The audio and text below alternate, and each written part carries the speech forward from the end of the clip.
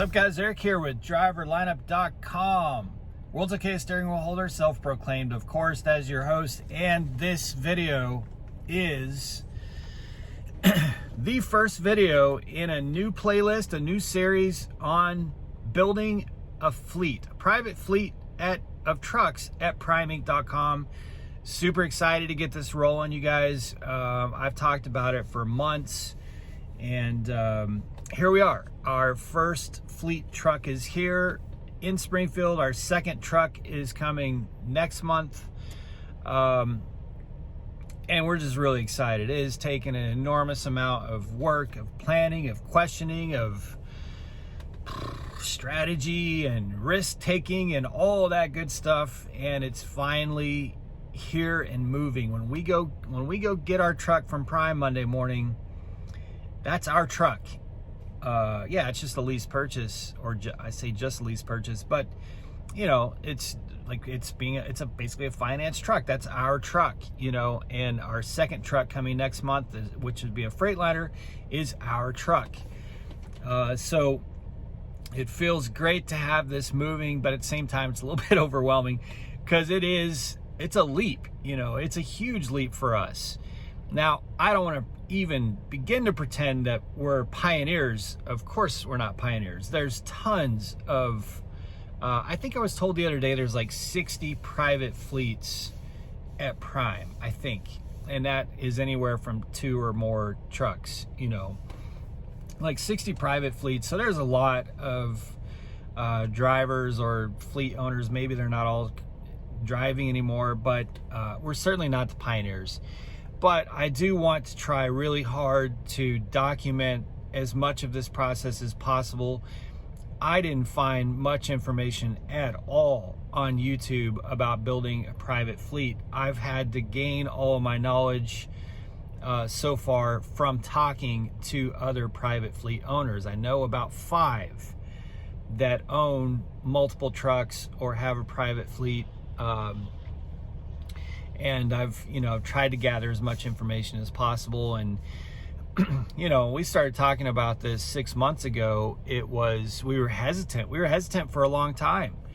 And just wanted to make sure that we looked before we leaped and really understood the risk and the ramifications of building a fleet. And, I fully expect there to be serious, significant speed bumps and hurdles and challenges.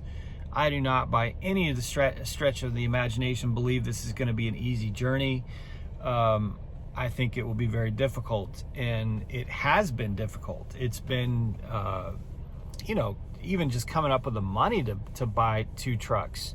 We're talking almost $30,000 when you include the deposits and the cost of all the extras, and then outfitting that truck, that second truck for the driver. It's been a grind, but I want to use this series. This is the first video of a playlist to really kind of document this as much as possible and answer a lot of questions for you guys as we find them. We don't have all the answers right now, and we're going to make mistakes, and I want to document that, and hopefully we're going to have some successes, and I want to document that. But in this first video of this series, there's one link that I really would invite you to and encourage you to check out. That link is down below. It links to a post that I wrote on driverlineup.com. When you get to that story, read the story. It explains our 5 years to freedom plan. That's what we kind of call it internally. And it just kind of gives you an overview of what it is that we're trying to accomplish, what our goals are, what we're working towards. And when you get to that, you also see a join button at the top. Join that. It is a full-scale social network. You can start groups, you can private message, you can friend, you can do all kinds of. It's got a mobile app. It's extremely friendly, mobile friendly, and it has over 700 members now, all either former, current, or future truck drivers.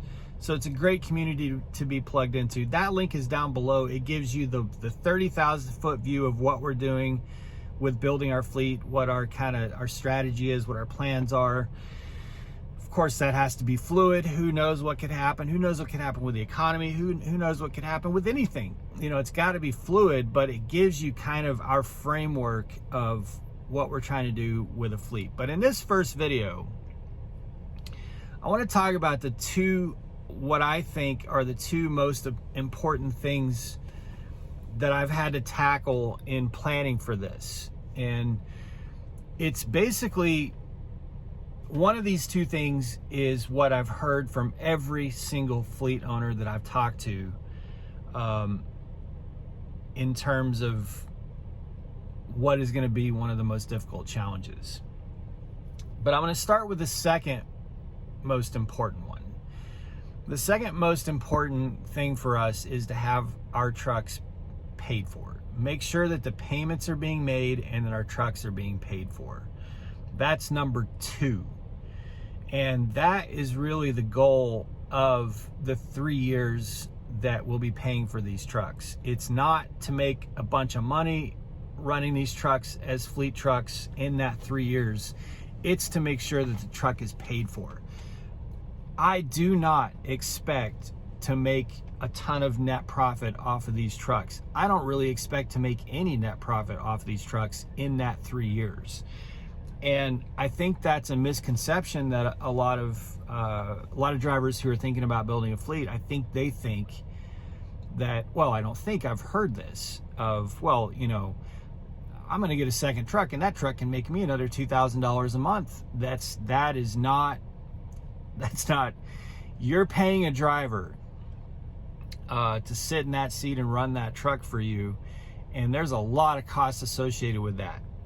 You're paying, if they have health insurance, you're paying that offset, the Prime's portion of that offset. You're paying their payroll taxes, their workman's comp, all that. You're paying all that. You've got to figure out how to pay them detention. You've got to figure out how to pay them breakdown pay. All those costs that they're all going to come to you. So don't think that that truck is going to be extraordinarily profitable in the 3 years that you're paying for that truck. So our number two goal is to make sure that that truck is paid for. Our number one goal, and this is how number two is possible, and this is why it's number one, is because it's required for number two. And this is the thing that I've heard the most of every fleet owner that I've talked to, is that you have got to have a good driver in that truck. And I don't mean just a good driver in terms of safe, gets there on time, all that stuff. I'm talking about a driver who is in your truck for the right reasons. Not just going on YouTube and saying, hey, I got this brand new truck. Any company driver at Prime can come drive this brand new truck. Well, of course, you're going to get a lot of company drivers that are in an old beater, shitty truck that's going to be like, hey, I'll drive that brand new truck. I would if I was a company driver and someone's got a brand spanking new truck with all kinds of upgrades, and I can go make the same or better money being a Prime Inc. company driver to go drive that truck. I'd be like, hell yeah.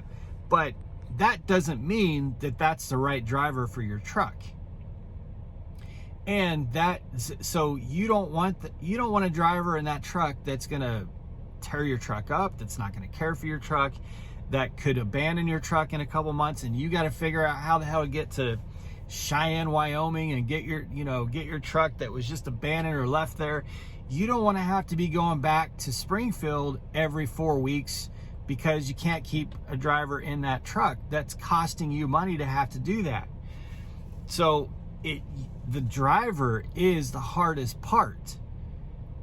And that for us was we put a lot of time. We didn't order our second truck, until we had the right driver that we were connected up with, and we understood that individual's objectives and that individual's long-term goals. And that driver understood our objectives and long-term goals, and we agreed as a team, Jenna, myself, and that driver, that we could accomplish that all together, because the only way to keep a driver happy in that truck is if it's very lucrative for them, and if it's worth it for them, and if they view it as a partnership, not as just you're just somebody's company driver. Like, it has to feel right for them. And I believe in order for them to want to stay in your fleet, being a part of what you're building and being in that truck long term. And that kind of came together for us with Brad, who is on YouTube as Country Trucker Brad. His channel is linked down below. Please go subscribe to him.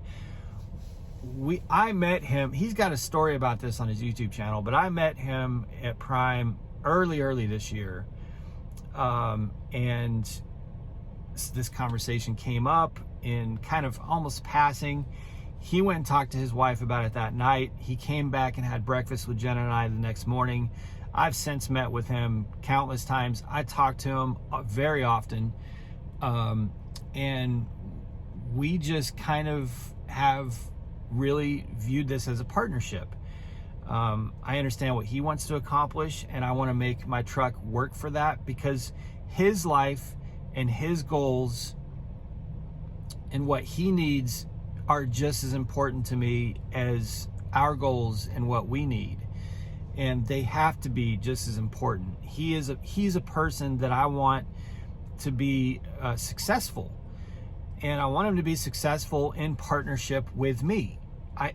Brad is not just a driver.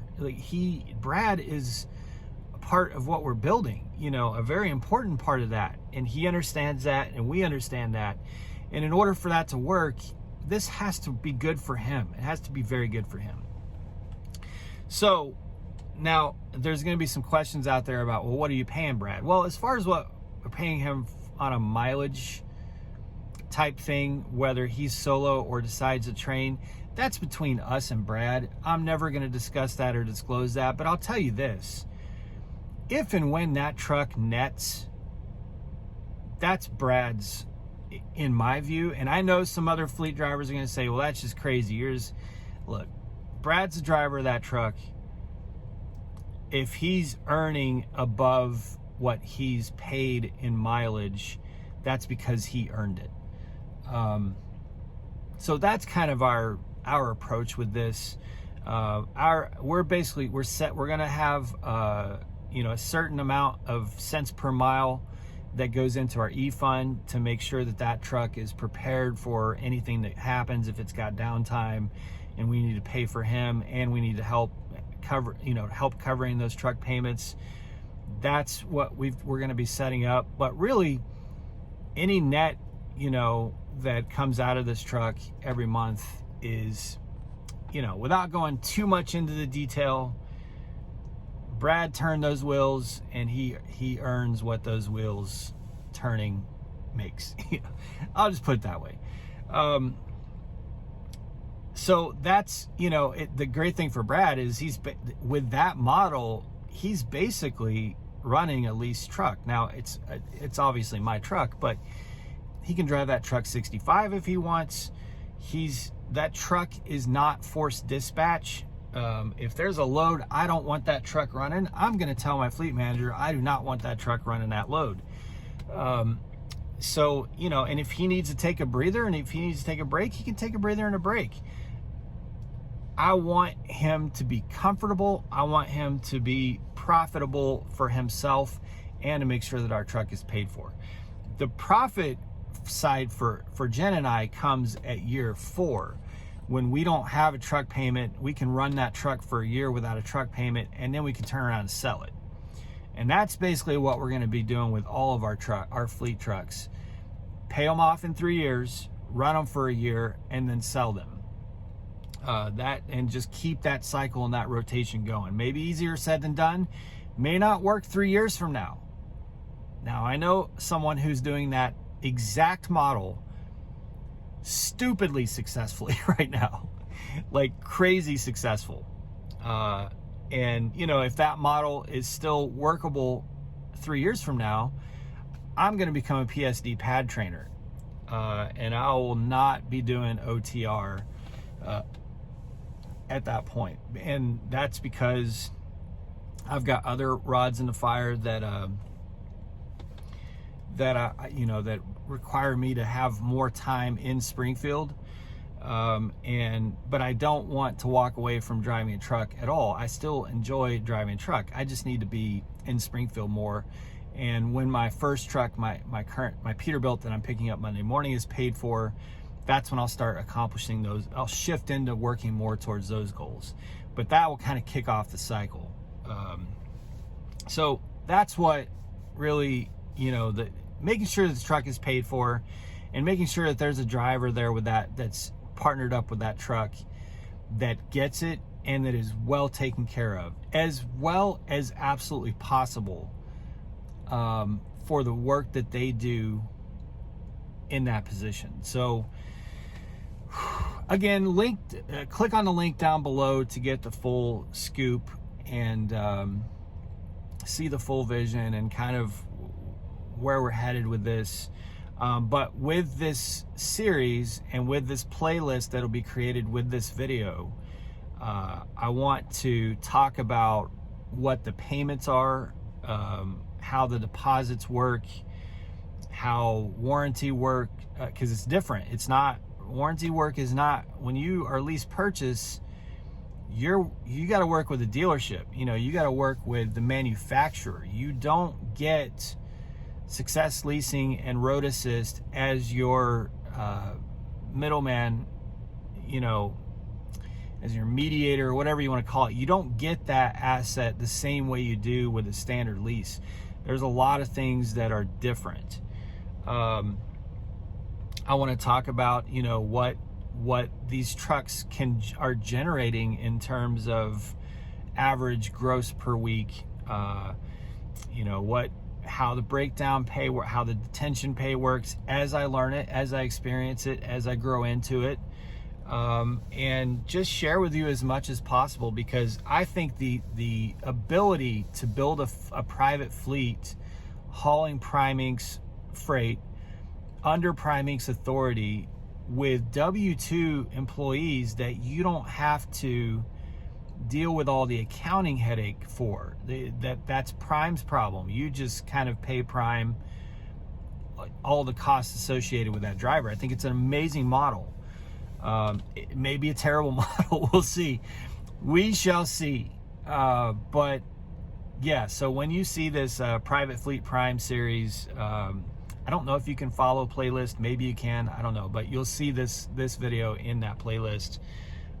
This is a big step for us in our trucking career, and I can't thank Brad enough for being patient.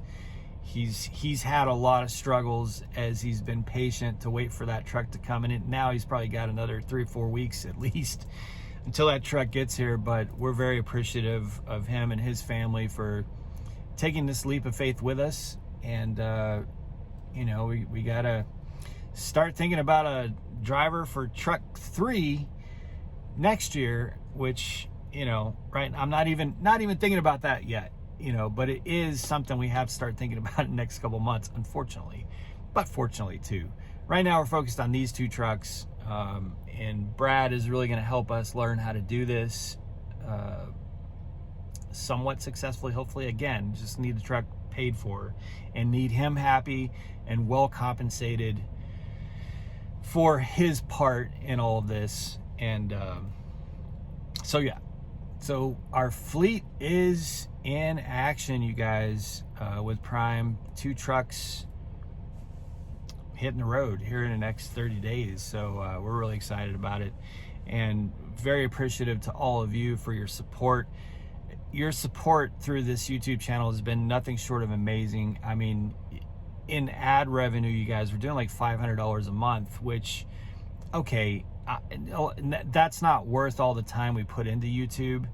But we don't make YouTube videos for ad revenue. We make YouTube videos because we would do them no matter what. I love doing it. I love sharing with you guys. I love learning from you guys.